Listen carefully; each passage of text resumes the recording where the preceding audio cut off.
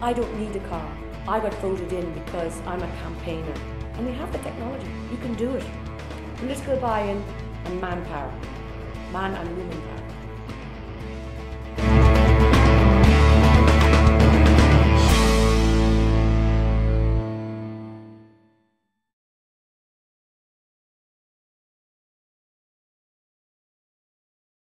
Gosh, that's a long time ago for me.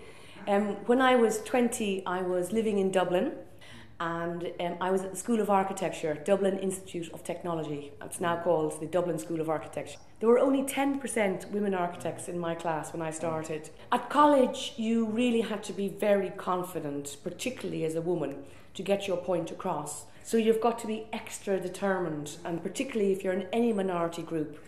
And if you want to stand out and make sure your design stands out, you've got to be good at your design, lots of extra research, and just be confident that you feel you can stick up for your design. So when I finished my 5 years training in Dublin, I won a scholarship to go to Denmark.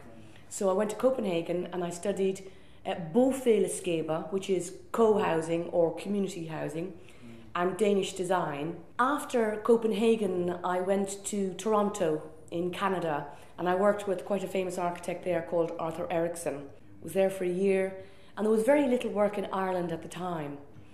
So instead of going straight back to Dublin, I said, well, I'll just go to London and give it 10 days. And I had £100 in my back pocket, and I had contacts. So I stayed with one of my friends, and in my first week, I was offered 3 jobs. So I took a job working for an Iraqi construction firm as their in-house architect. So it was quite an interesting project to working on beautiful old listed buildings in the heart of London around the Albert Hall. I had met my husband-to-be, Robin Malalieu, and we decided that when we were 29 years of age, we would start our own practice. So we started our practice, Brady Malalieu, 25 years ago. And I've stayed in London ever since because it's a great hub, it's a great, kaleidoscope of different nationalities, and it's a place that you can thrive if you have got innovation and design skills, and if you're motivated.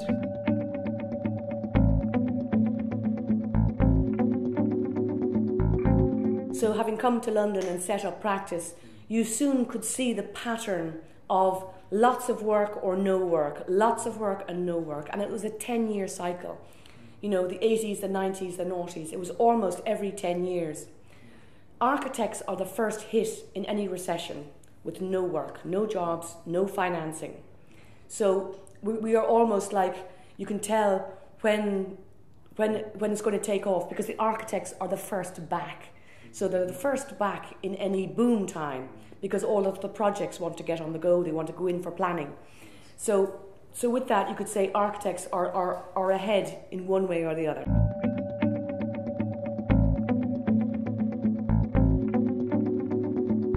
Years ago, there were only 10% women architects. Now there are only 20%. So it's come on, maybe, it's doubled in numbers, but it's still not enough. So I kind of went to the RIBA and I said, what are you doing, the RIBA, for women in architecture? Have you not got a women's group to try and encourage more women into the profession? And they didn't really have a women's group set up. There was a girl there, Sumita Sinha, and she asked me, she said, we want to start up a new group called Architects for Change. And Architects for Change was women in architecture, black and ethnic minority architects, disabled architects, anybody that was in a minority group. So we said, we're architects, we've got, great ideas, we want to be part of the architectural community and have a voice and have something to say. So we set up Architects for Change 12 years ago. I chaired Women in Architecture for 5 years. So we took a positive, proactive approach to women. And we said, let's shout about what we do, all the good projects, all the fabulous designs.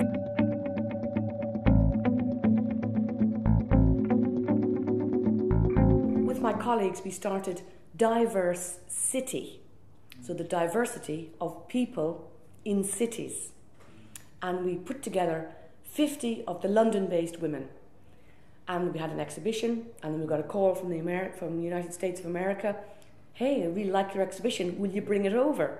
Then a call from China, and then Australia, and New Zealand, and India, and Africa. So it has been all around the world to 34 cities.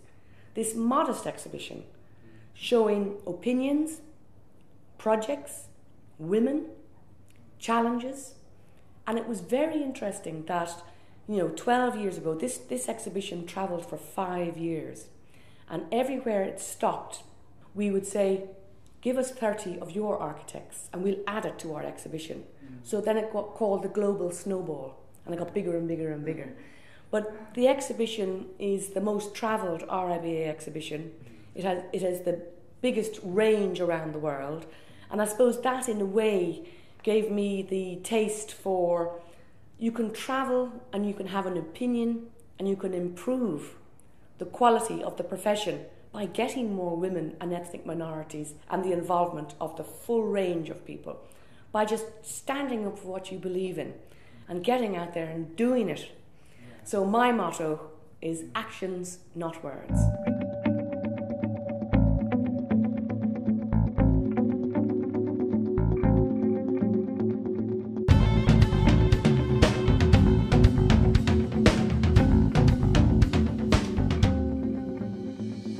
We're signing an MOU today with the University of Hanoi between the RIBA and the School of Architecture.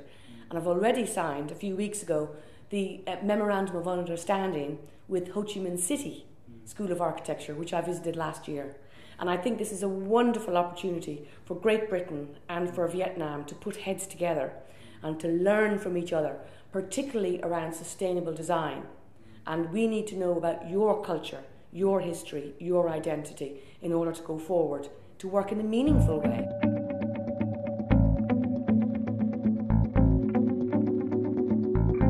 From the Vice Minister of Construction, Mr. Nee, and when he spoke last year in the Ho Chi Minh City First Sustainability Conference, it gave me great confidence that we would have a future with our countries together, because he's so totally on the ball when it comes to sustainability, and that is key.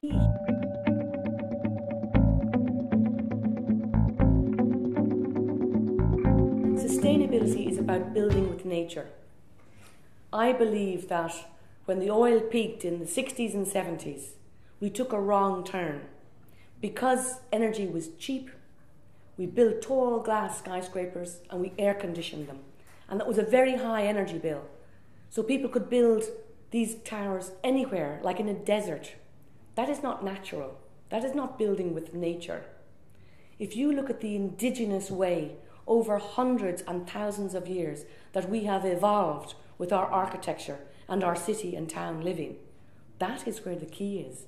So we need to relook. How did we come this far? How can we look at the culture, history and identity of our architecture that was very sustainable? Before oil, it was very sustainable. We didn't have the carbon problem we have now because of the oil. In order to heal its problems, has got to look very carefully on how they can integrate modern technology, modern transportation systems, clean air, clean water, good food, and you've got great food here. How we can get all of those things, that we're building the right buildings of today that are low energy, very low energy, and towards zero carbon. And we have the technology. We can do it. Political buy-in and manpower. Yes. Man and woman power. Yes.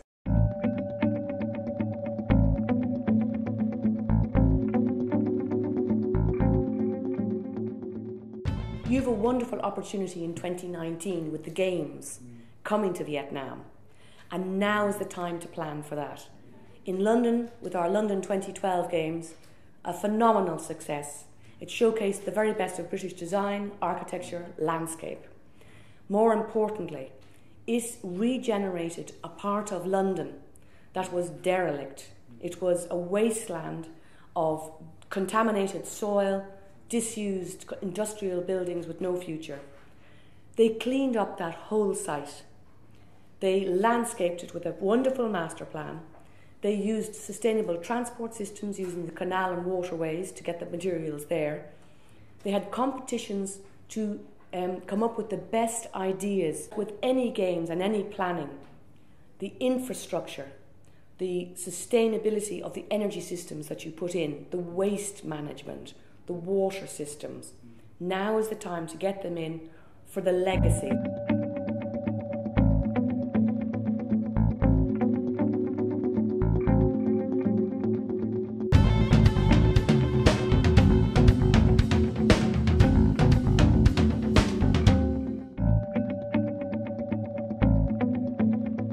I tell you, the ban, the Olympic marketing protocol that all the architects, engineers and everybody had to sign in order to get the job was totally unfair. So when the games came, we thought they must lift this ban. Surely now is the time when the eyes of London, when the eyes of the world are on London. All of these people who made this success should be able to talk about it. So me being the proactive person I am, I got together with the structural engineers and the New London Architecture Centre and the RIBA, and we invited on Twitter, we said, all people involved in the Olympics, come down to the RIBA tomorrow at 12 o'clock, because we were afraid they would try and stop us. So got the TV people down, got the newspapers, and we dropped this huge big scroll down from my office on the second floor, right down. And it was a banner, and the banner said, "These architects and engineers designed the Olympic Games," and it names them all. And then they were all standing on the bottom saying, "Hey," and then there were some interviews. But the Drop the Ban campaign, it had a success, but only in January, 6 months after the Games. But that ban could have gone on and on forever. But we got the government to finally convince the International Olympic Authority to lift that ban.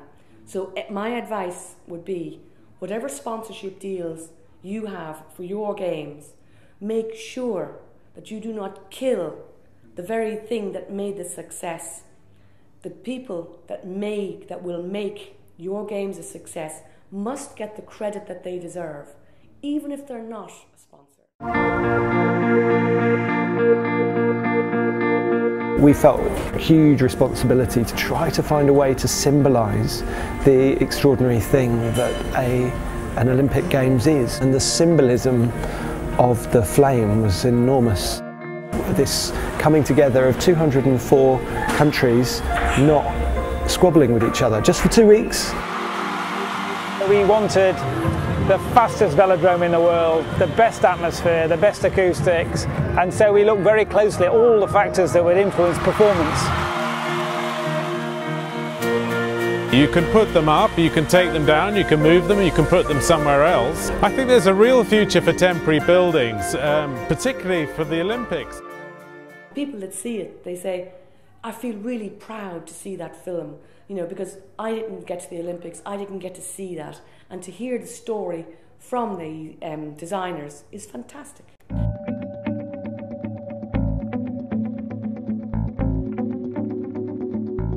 With the British Council and with UKTI, who we work in partnership, very good partnership there, and together they open doors for us around the world. That's why I'm here today. If it wasn't for the British Council inviting me, I wouldn't have been here last year either. So that kind of partnership is extremely important, and it's very important that it's not just words, that we actually have action, and that we develop this relationship long term.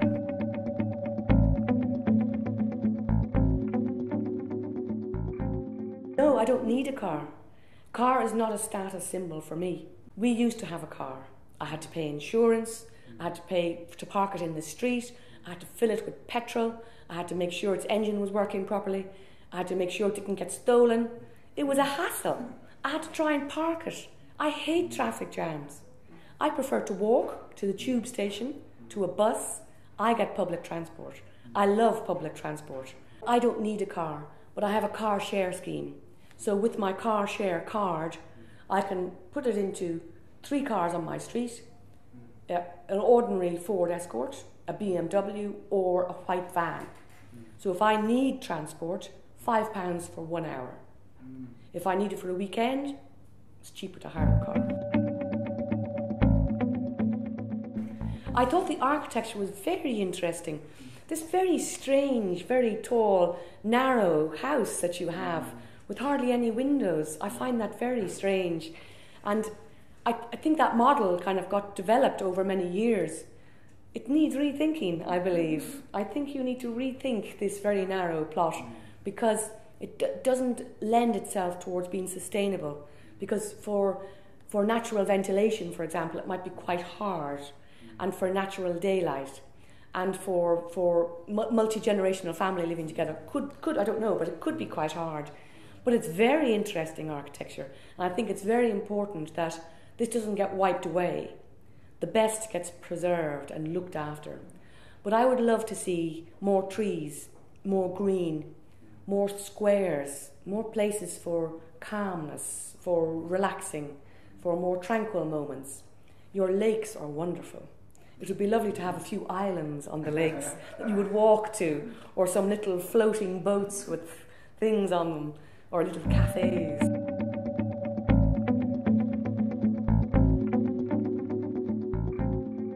One of the proudest moments that I felt I was a Londoner was when we won the Olympic Games. I thought that was very special because I could see the potential for an opportunity for architects to make a difference on a world stage, and I'm very glad that they did. On a personal family, I have two wonderful children who are, one is at college and one is at school, and I am married to my partner. So Brady is a very tight organisation. You know, when you win awards, it's always a very good moment. When I was made president, because you have to get voted in, I got voted in because I'm a campaigner. I'm a campaigner that will stick up for our profession to make it better. So that was a proud moment. Another proud moment was when we designed our Mastmaker Road project in the Isle of Dogs. The Mastmaker Road project was very important to us. It was a £35 million project, and we are an office of 8 people. So to be able to achieve far beyond what people would think we're capable of, and to have a very successful award-winning project was wonderful for a small firm. 90% of architects in the UK are under 10 people. So we are all small to medium size. So it's an interesting phenomena for our businesses that we are small. So I stick up particularly for the small to medium size. I lobby government so that we are not left out of procurement the way you get jobs, that competitions are open for all levels, because I believe that the small to medium size practice has got the innovation and design skills and the personal ambition to make great architecture. I am Angela Brady, the president of the Royal Institute of British Architects, RIBA for short. I want to say congratulations to the British Council on your 20 years in Vietnam. That's a wonderful achievement and a great opportunity for future working together. And I am delighted to be one of your ambassadors for innovation and change. And I look forward to a long-term relationship with Vietnam and its wonderful people. The London Olympic 2012 Games was a wonderful opportunity for architects and engineers and designers to showcase their skills on a world stage. Here we present a handful of these projects which demonstrate innovation and design skills, leading to a legacy that will benefit the community in years to come. We felt a huge responsibility to try to find a way to symbolise the extraordinary thing that an Olympic Games is, and the symbolism of the flame was enormous. This coming together of 204 countries not squabbling with each other just for 2 weeks. We wanted the fastest velodrome in the world, the best atmosphere, the best acoustics, and so we looked very closely at all the factors that would influence performance. You can put them up, you can take them down, you can move them, you can put them somewhere else. I think there's a real future for temporary buildings, particularly for the Olympics.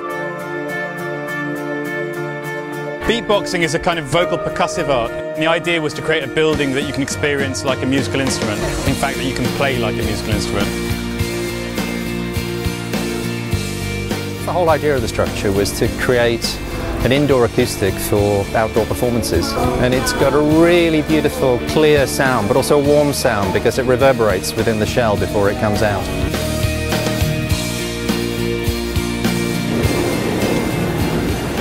It seemed that there was this separate thing of how it was lit and the design, so we decided that how it was lit should be the design.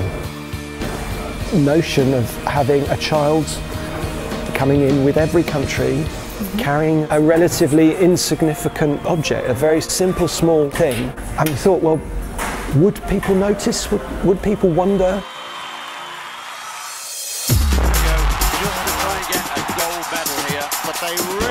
Most people have not seen track cycling before, so it's fantastic drama. The idea which the client wanted us to react to use architecture to draw people in.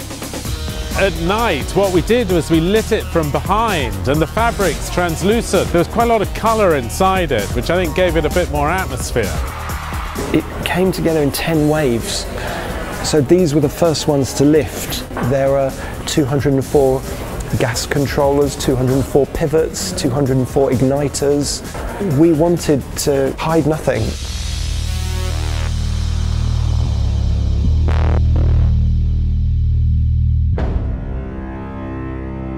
This building, which looks like a piece of sculpture, is very rational and has been derived from quite a rigorous process of architect and engineer working together. And we wrap the seats very tightly around the track, and then we wrap the building very tightly around the seats. And that gave this kind of direct communication between the geometry of the track and the outside of the building.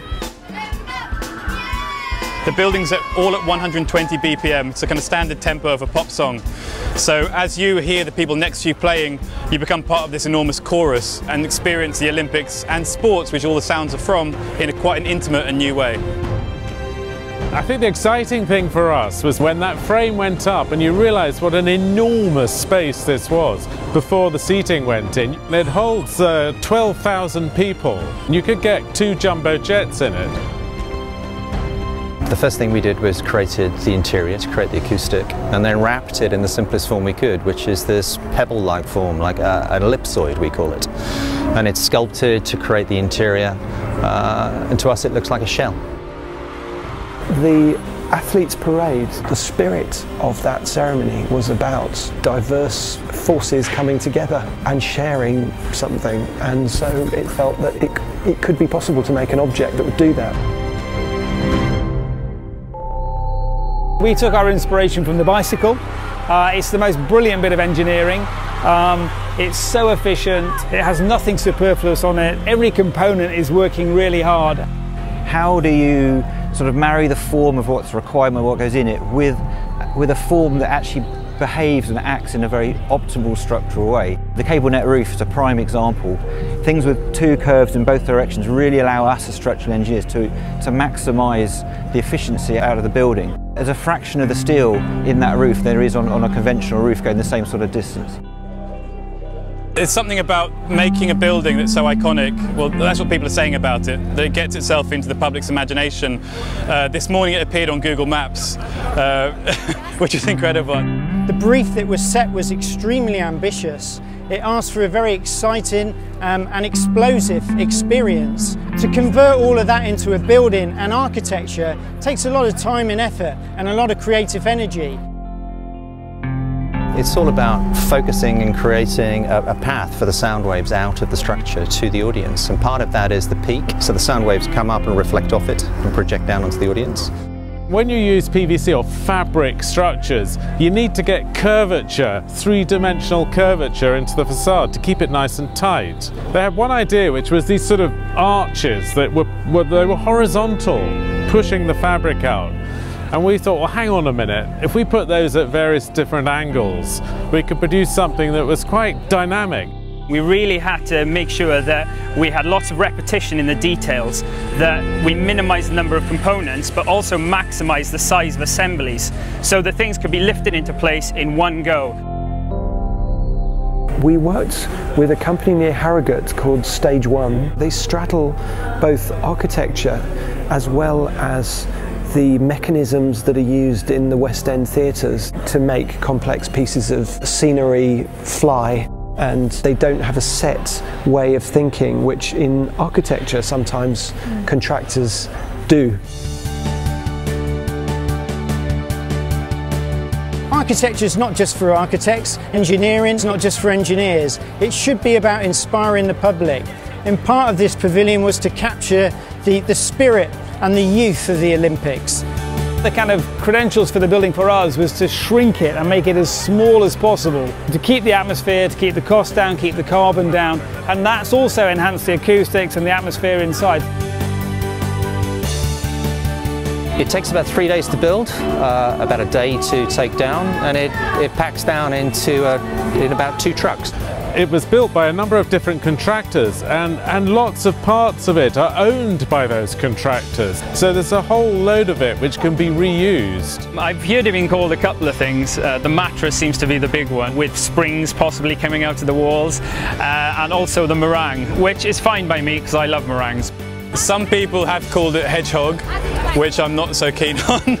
I've heard it looks like a shark's mouth, but we think it looks like a shell. So, shell, sound forms, sharky it's been called.